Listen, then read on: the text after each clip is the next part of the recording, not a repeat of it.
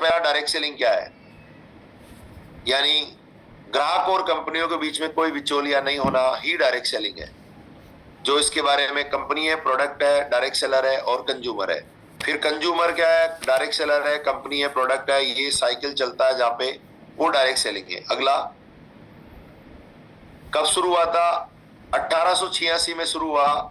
1990 के दशक में, 90s में इंडिया के अंदर बहुत सारी इंटरनेशनल कंपनी आई और बदलाव लाती गई। आगे बढ़िएगा। क्यों शुरू की गई थी उसके बारे में बताया गया। ग्राहक को सीधा पहुंचाना, कम निवेश में शुरू बिजनेस करवाना, नेटवर्क निर्माण करना, विश्वास और व्यक्तिगत संबंध बनाना, इन सब के बारे में बताने के लिए या डेवलप करने के लिए और इस तरह का कल्चर बनाने के लिए डायरेक्ट सेलिंग शुरू हुई। डायरेक्ट सेलिंग काम कैसे करती है? स्टेप 1, डायरेक्ट सेलिंग का एक प्रोडक्ट होता है, डायरेक्ट रेफरल होता है, रेफरल के बाद टीम डुप्लीकेशन होता है और फिर लोग उसमें अर्न करते हैं और यही प्रक्रिया सतत चलती रहती है। आगे बढ़े। क्या क्या चुनौतियां आई अब तक? कई सारी फ्रॉड स्कीम थी, कानूनी धुंधलापन था, सोशल नेगेटिविटी थी, डुप्लीकेशन की समस्या थी, ट्रेनिंग्स नहीं थी जिससे लोग एक साथ काम कर सके, और बहुत सारी चुनौतियां जो आई। अगला कदम क्या है?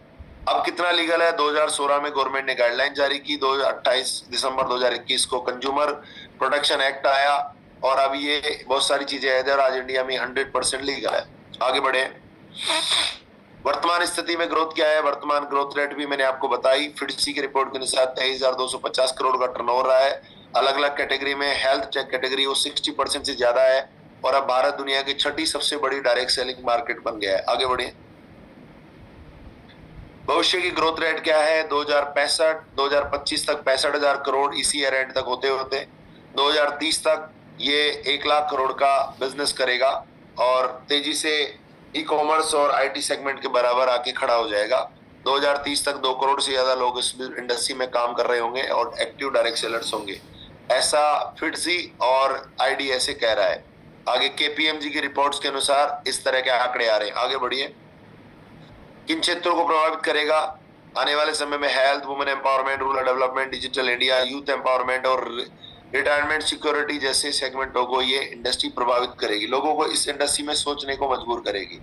भारत के विकास में क्या देगा? जीडीपी की ग्रोथ कराएगा, एम्प्लॉयमेंट देगा, हेल्थ रिवोल्यूशन होंगे, सोशल इंपैक्ट होगा और वुमेन एम्पावरमेंट जैसे सेगमेंट्स को डायरेक्ट सेलिंग इंपैक्ट करेगा और इसको विकसित होने में मदद करेगा। आगे बढ़िए। और कंक्लूजन क्या है? ये एक रोजगार, डायरेक्ट सेलिंग प्रोडक्ट सेल करने का बिजनेस नहीं है, रोजगार, उद्यमता, स्वास्थ्य और डिजिटल क्रांति का संगम है। आने वाले समय में डायरेक्ट सेलिंग से हर घर में इनकम होगी, हर व्यक्ति का स्वास्थ्य अच्छा होगा और हर युवा को उद्यम यानी एंटरप्रेन्योर बनने का मौका देगा। और एक लाइन में इसका कंक्लूजन कहें तो direct selling is a not just selling a product, it is a building A people and building a nation. So thank you very much all of you, thank you very much. धन्यवाद धन्यवाद धन्यवाद। Yes, thank you very much PN Jat sir. आज direct selling